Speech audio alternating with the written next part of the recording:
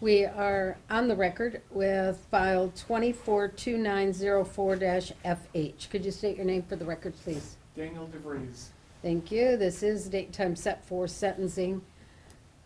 Ms. Norton, have you had an opportunity to review the pre-sentence report? I have, Your Honor, and we have no additions or corrections. Mr. West? Your Honor, on the face sheet of the PSI, it indicates a substance abuse history.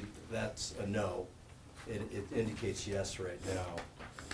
Okay, we'll change that to a no. Thank you, Your Honor. And then I'm retained counsel on page 1 at the beginning of evaluation and plan. It says appointed.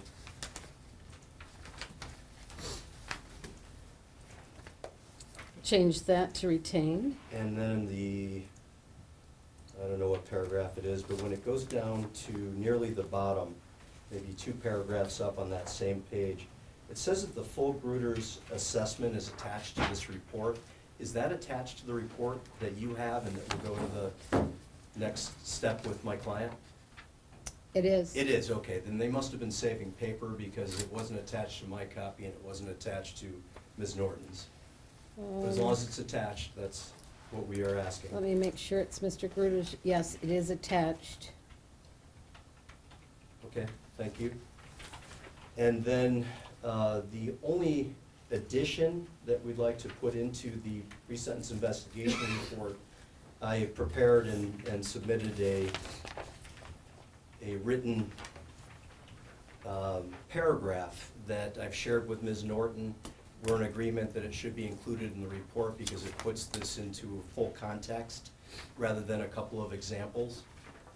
And I believe the court has a copy, and we'd ask that that be included in the pre-sentence investigation report in the middle of the narrative section. Any objection to this? No objection. All right, we'll have this added to the narrative. Probation, you'll get a copy of this so that you can place this in that paragraph. It specifically says where in the paragraph it needs to be placed. Any other additions or corrections? No others, Your Honor. Thank you. And Mr. DeVries, have you had an opportunity to review the pre-sentence report? Yes, I have. Do you have any additions or corrections? No. Anything before sentencing? Your Honor, I just want to say a few things. Obviously, we don't have a named victim in this case, and I think that that sometimes leads people to believe that these can be kind of victimless crimes, not that they're not serious, but kind of victimless, and I'd say that's incredibly wrong. I think in this case, obviously, there were kids that were abused to make the pornography that's being viewed, so there's the supply and demand, but obviously this affects communities. This was a person that had this problem, admittedly from his own words, 3 to 4 years, but this was almost an addiction, almost an obsession. He was going on his own computer late at night after his family, his own children were asleep in his home. He was accessing it while he was at work. This is something that was very compulsive to him, and although he had an affinity for a certain image or person that was 16 years of age that we think was possibly from Russia, there were stuff on there that was 4-year-olds, 6-year-olds, 8-year-olds, prepubescent. So it's very concerning and very, like I said, almost addictive, compulsive type accessing this in the peer-to-peer sharing through the BitTorrent browser. The other thing is that he was responsible for running children's programs through churches, through the schools. He was part of the Kids Hope. I think he started the Kids Hope program in the Mona Shore schools, and that entire program, because of this, had to be completely shut down. So all those kids are affected, as well as his own family and his own children and community. So although I think sometimes people, we don't have a victim here speaking, I think that there are many people that are affected by this behavior. And I just asked the court, there's no Cobb's agreement in this case, and I know the court has thoroughly reviewed all of the documents here, and I just asked the court to craft a fair and just sentence. Thank you. And Mr. West? Your Honor, the reason why we wanted to have this insert put in is that it puts his unhealthy interest in pornography into a context that I think is important, because they do give examples in the pre-sentence report that come from the original investigation where they identify child sexually abusive material, they identify it as coming from my client's IP address, and that's all true. He had an unhealthy interest and he used BitTorrent, which is a nightmare. It's a Pandora's box. If you have an unhealthy relationship with pornography, the best way to ensure that you're going to have a lot of problems is if you use BitTorrent to access it. And I can tell the court that based on Detective Nair's close look at all of the evidence, my client was principally interested in pubescent, and his search history, his save history, all related to 16-year-old or thereabouts age, not prepubescent children. So an interest in adult form, and obviously illegal. But unfortunately, he opened up Pandora's box, and here he is. I can tell the court, based on many of the letters that I believe the court has read, my client receives all kinds of support from both the community, from the church, from his employer's son, with whom he worked around for many, many years as a young boy and then into adulthood. And I can tell the court that he is highly remorseful for his behavior. He's embarrassed about it, although since this came out, he has been very proactive in getting treatment. He went and had an assessment done by Ron Gruters, and Ron Gruters finds him to be someone highly unlikely of repeating criminal conduct or to act out in any way. And in fact, this secret obsession was never something that he acted out on. I recognize that they're victims, it's a market, and supporting that market perpetuates that market. I fully understand that, and I don't disagree with that argument in any way, but I think it's also important to consider that there is no evidence, and there was never a time when he exposed anybody else to this secret. He suffered it alone, he suffered it late at night in private. Frankly, he's made apology to many people very openly. In fact, went to his reverend and to many people in his church community and people with whom he's served and given back quite a lot to others. And they had no idea. And frankly, many, many months after this comes out, they're aware that no one was ever exposed to this in any way. And I think that's an important factor. My client's treatment has been significant. Beginning in April of last year, he began a weekly counseling session with a qualified person dealing with this kind of activity, with pornography, and he has continued to treat and see that counselor every week ever since then. So he'd be going on, I'd say it was about 10 months now and counting. In addition, he would attend a weekly support group called New Hope for Sexual Integrity, and he's been attending that group weekly since April 15th. And there was a letter included from Christian Hayden, who is one of the group leaders there, who talked about the tremendous growth in Dan, his efforts toward recovery and his successes in recovery and his openness. And Hayden, interestingly, described him as a blessing to the group. In addition to that, my client also was doing a weekly session at Celebrate Recovery, which is a 12-step group in Muskegon through Port City Church. And you had a letter from Haynes, which is the group leader there. He's been working very, very hard. The likelihood that he repeats this behavior is quite low, given his assessment and given his efforts and given the community support and the support of his loved ones. He's motivated and they're motivated. I don't know what the right answer is. I wouldn't want to have to make that decision, and I know it's difficult. I would think that given his efforts and given his assessment and given the fact pattern of this case, he's somewhat different than a lot of the other people that are charged with this sort of crime. So if you're looking at like offenders with like backgrounds, he sort of stands out as somebody who put in great effort and has great support, and so therefore is likely to succeed. I'd love to see him treated, put on electronic tether, allow him a delayed sentence so that he could continue on this path and continue to bolster his recovery. so that the court could make a decision at a later date with more information in front of the court.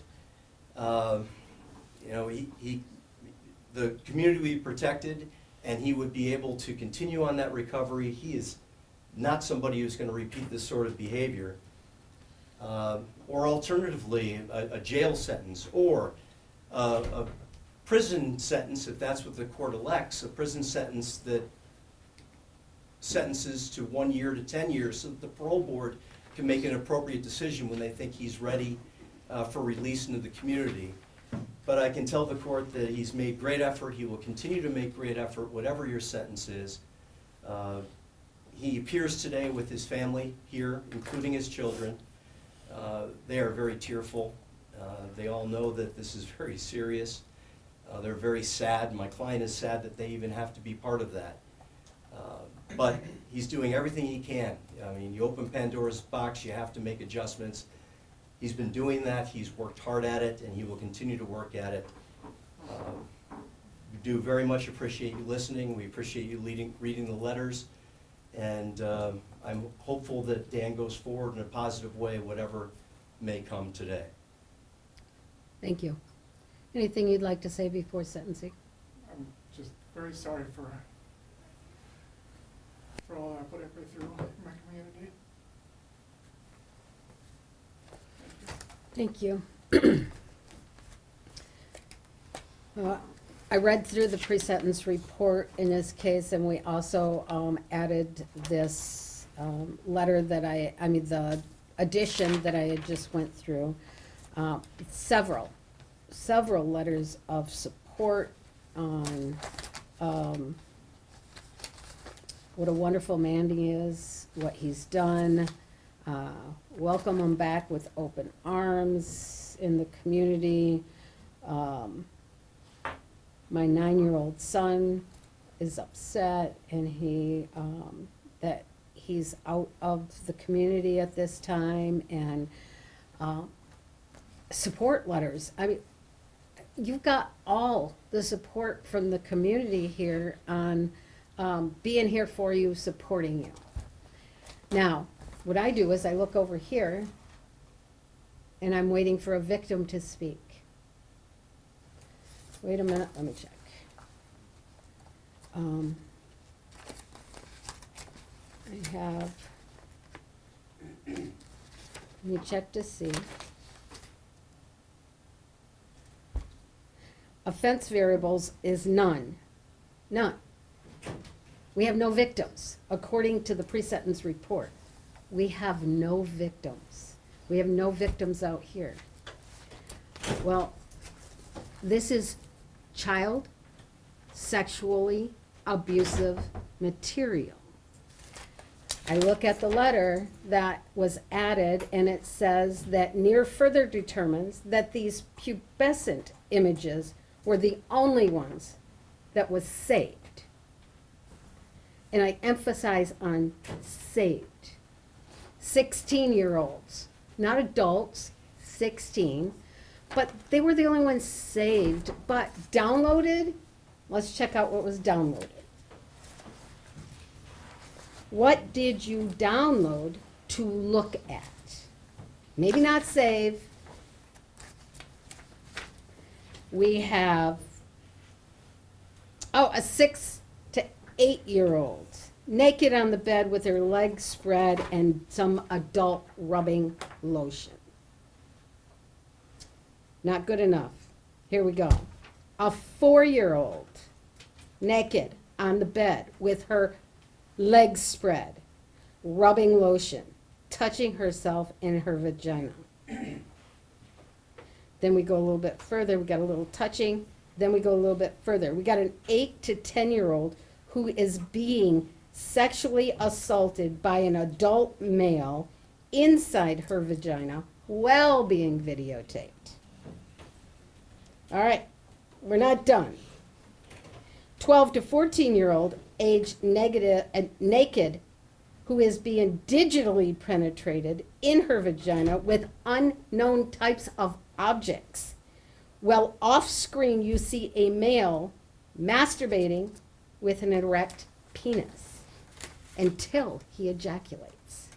These are the images you were watching, maybe not downloading, but you were watching them. You, as the community member, have taken this community and taken children and taught children who you're looking at masturbating, playing with themselves, 6, 8.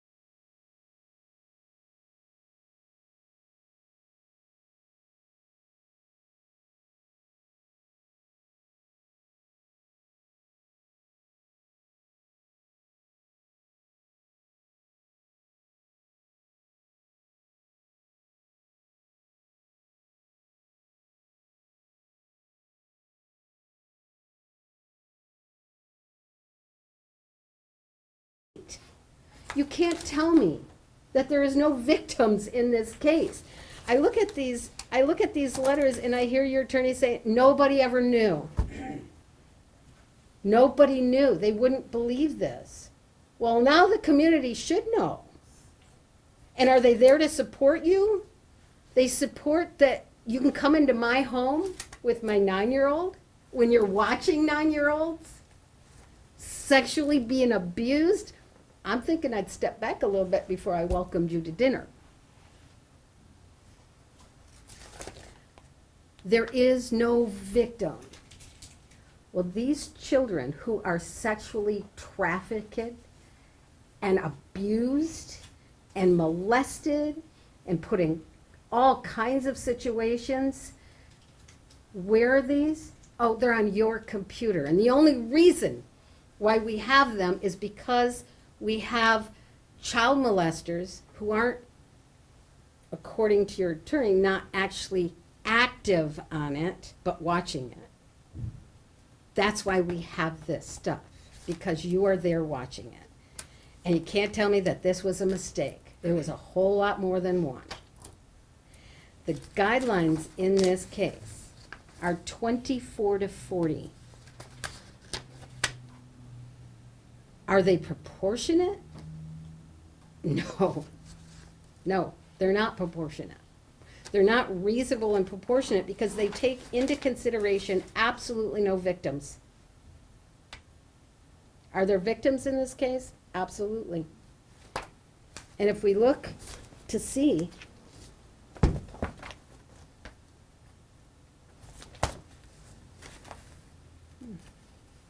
against a person, against a person. If we have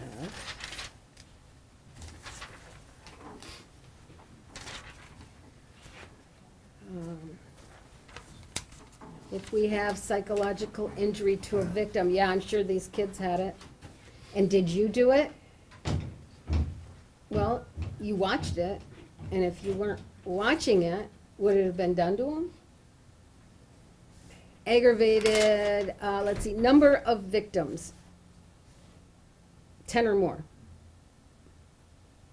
25 points. So if you're looking at the victims, that they say that this is a victimless crime, we're way over what you should be getting in this case.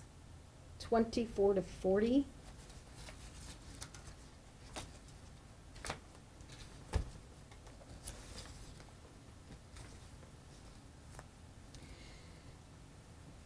I don't find that the sentencing guidelines are reasonable and proportionate in this case. Therefore, it is the sentence of the court, you serve 48 months to 10 years on charge 1 and charge 2 at the Michigan Department of Corrections with 5 days credit. $68 state charge, $130 crime victim fund, $450 court cost.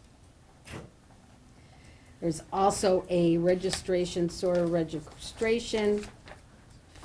Mr. Kenny, is that a lifetime monitoring or just a SORA registration? Just a SORA registration, Your Honor. Thank you. That's correct, Your Honor. So there is a SORA registration.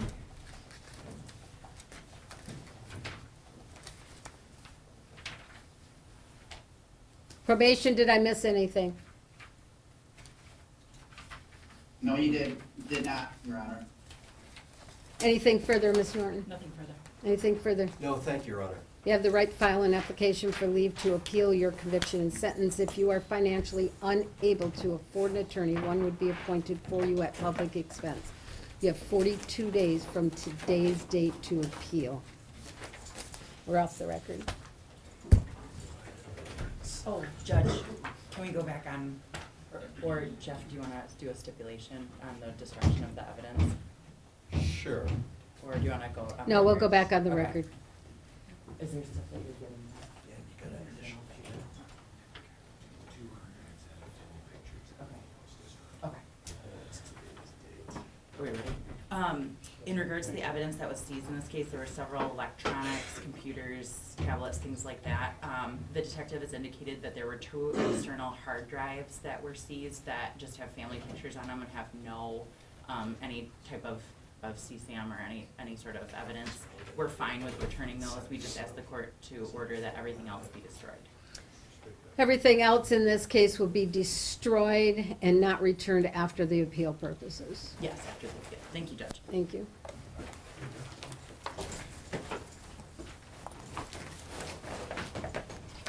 Ms. Norton, what other cases do you have? I have Mall and Wabandado.